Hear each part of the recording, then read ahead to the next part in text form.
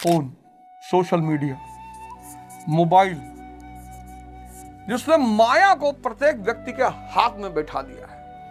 आज के समाज में डिस्ट्रैक्शन जन्मजात मिल रहा है।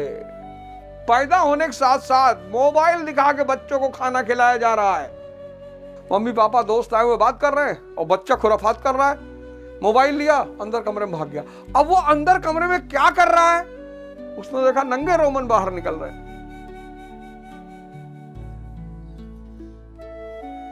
आज का समाज बहुत खतरनाक दौर से गुजर रहा है, बहुत। इस पे आप गौर करिए, आप सब लोग।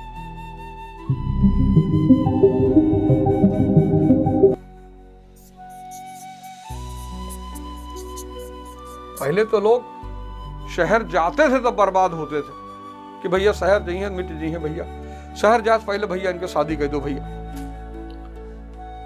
अब तो जन्म जात डिस्ट्रैक्शन।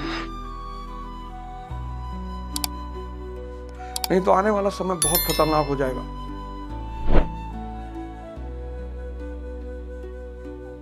किसी गुरु की शरण में आइए, क्योंकि जैसे ही आप गुरु की शरण में आएंगे, उसकी ऊर्जा आपके सांसों को पकड़ेगी। तो ज्ञान सबसे पहले कहां आएगा? सांस, सुरा, फिर मन, फिर इच्छा, फिर शमशान। एक ऐसी जगह है जहां निगेटिव वाइब्रेशन का बोलबाला है, इसलिए शमशान में डर लगता है। देखो वाइब्रेशन कितनी बड़ी चीज है। और मंदिर में अच्छा क्यों लगता है? क्योंकि सभी उत्साहित हैं, खुशी हैं।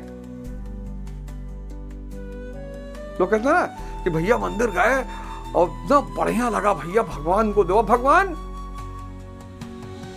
मूर्ति पूजा तो एक बहुत बड़ा साइंस है। मूर्ति पूजा भारत में एक बहुत बड़ी साइंस है।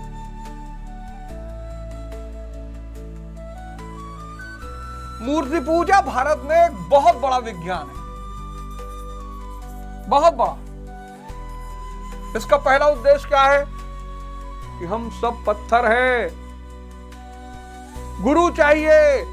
छीनी हथौड़ी से गढ़ने के लिए पहला फेज, यह मूर्ति पूजा का पहला उद्देश्य है। गुरु चाहिए। दूसरा, दर्शन। हम किस रास्ते पे चल रहे हैं?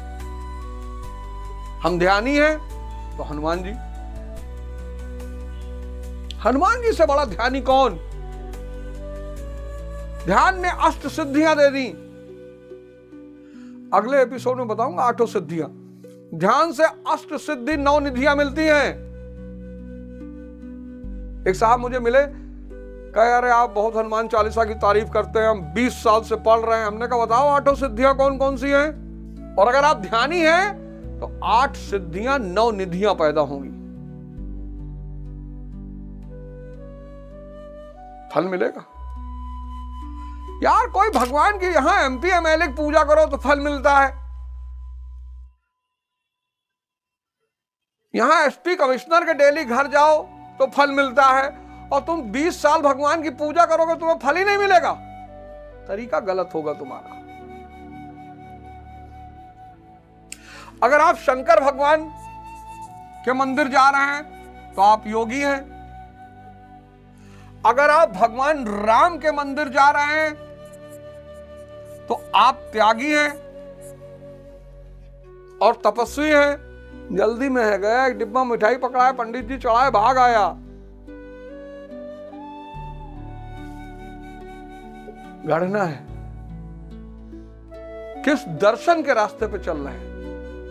भाव। जब आपका विकास होने लगेगा तो भाव। भाई रामकृष्ण परमहंस काली के बहुत बड़े पुजारी, आप मंदिर में पहुंच गए तो आप क्लियर हैं कि आप साधना करने आए हैं। यहां कोई हिसाब नहीं, कोई गणित नहीं, कोई चर्चा नहीं, कोई बातचीत नहीं।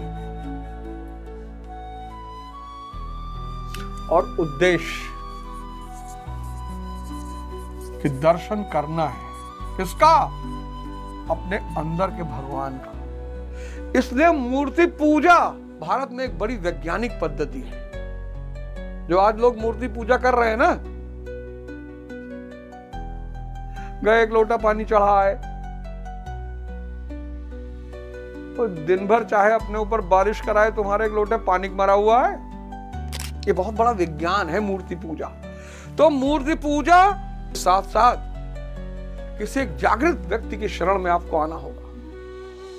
वाइब्रेशन, शमशान की वाइब्रेशन और मंदिर की वाइब्रेशन मैंने बताया। ऐसे ही जब आप किसी जागृत व्यक्ति के संपर्क में आएंगे, आपकी सांसें चार्ज होंगी, फिर ये ज्ञान सांसों से मन तक पहुंचेगा, यार इस आनंद को हमें भी लेना है। फिर ये मन से इच्छा बनेगा और इच्छा से क्रियात्मक रूप लेगा, और फिर आप साधना करते करते राज ऋषि के स्तर पे पहुंच जाएंगे। आपके पास सिद्धियां आ जाएंगी, रिद्धियां आ जाएंगी। अष्ट सिद्ध नौ निधि के दाता। अब यहां खतरा है मिटने का, बहुत बड़ा खतरा। ये स्तर पे पहुंचकर बहुत अच्छे अच्छे लोग बर्बाद हो गए, बहुत अच्छे अच्छे।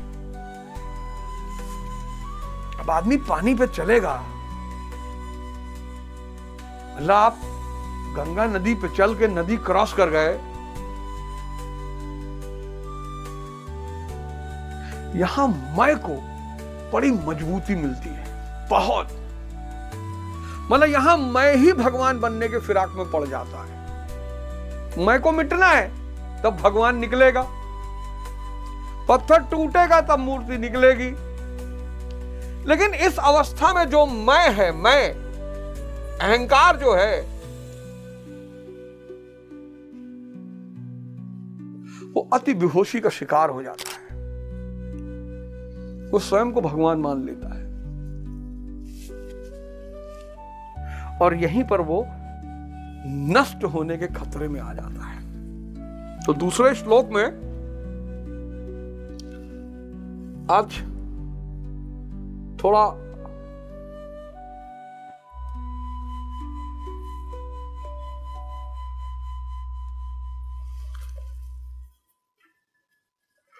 तो तीसरे श्लोक में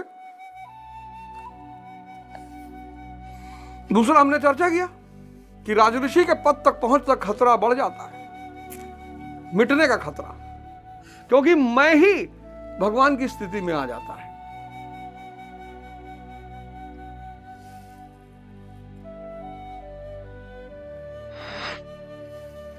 एक्चुअली ये साइंस ऐसी है अध्यात्म की, ये एक आंतरिक घटना है।